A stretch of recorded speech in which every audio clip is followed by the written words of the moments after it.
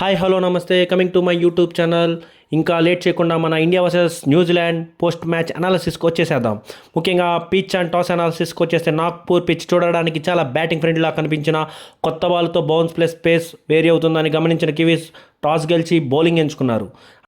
ఇంకా New Zealand bowling విషయానికి వస్తే పవర్ ప్లేలో మన ఇండియన్ టాప్ ఆర్డర్ని కుప్పకొల్చిన మన కివీస్ బౌలర్స్ తరువాత మన అభిషేక్ శర్మని మాత్రం ఏం భయపెట్టలేదనే చెప్పాలి. కాకపోతే రివర్స్గా మన అభిషేక్ శర్మని తన powerful trademark shots, slog sweeps, స్పిన్నర్స్పై రిలీజ్ షాట్స్ అండ్ చాలా చక్కగా ఆడి తను చాలా క్యాలిక్యులేటెడ్ అగ్రెషన్తో బ్యాటింగ్ చేశాడని చెప్పుకోవచ్చు. మరీ ముఖ్యంగా మన కెప్టెన్ సూర్యకుమార్ యాదవ్ చాలా రోజుల నుంచి అవుట్ ఆఫ్ ఫామ్లో ఉన్న మన సూర్యకుమార్ యాదవ్ మాత్రం ఈ మ్యాచ్తో కొంచెం టచ్లోకి వచ్చాడనే చెప్పుకోవచ్చు.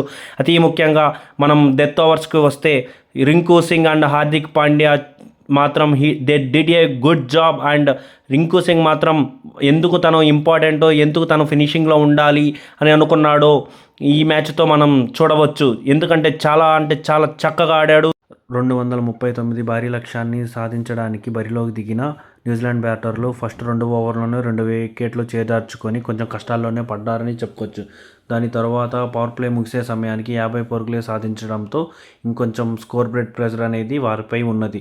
దాని తర్వాత వచ్చిన గ్లెన్ ఫిలిప్స్ అండ్ మార్క్ చాపన్ కొంచెం అసాధారణ పోరాటంతో మంచిగా మిడిల్ ఓవర్స్లో కౌంటర్ అటాక్ చేశారని చెప్పుకోవచ్చు. దాని తర్వాత మన టీమిండియా బౌలర్లు మంచి కంబ్యాక్ ఇవ్వడంతో మంచిగా స్కోర్ బోర్డ్ని కంట్రోల్ చేయడం జరిగింది. దాని తర్వాత వచ్చిన డారియల్ మిచెల్ శాంట్నర్ వంటి బ్యాటర్లను కూడా కొంచెం అడపాదడపా ఫోర్లు కొట్టిన వాళ్ళని కొంచెం కంట్రోల్ చేసి మన టీమిండియా మంచి విజయాన్ని సాధించిందనే చెప్పుకోవాలి.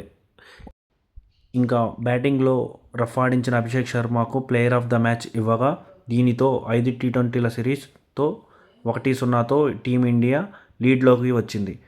ఈ వీడియో కానీ మీకు నచ్చినట్లయితే లైక్, షేర్, సబ్స్క్రైబ్ అండ్ కింద ఉన్న బెల్ ఐకాన్ని క్లిక్ చేసి మమ్మల్ని మా ఛానల్ని కొంచెం ఎంకరేజ్ చేయండి.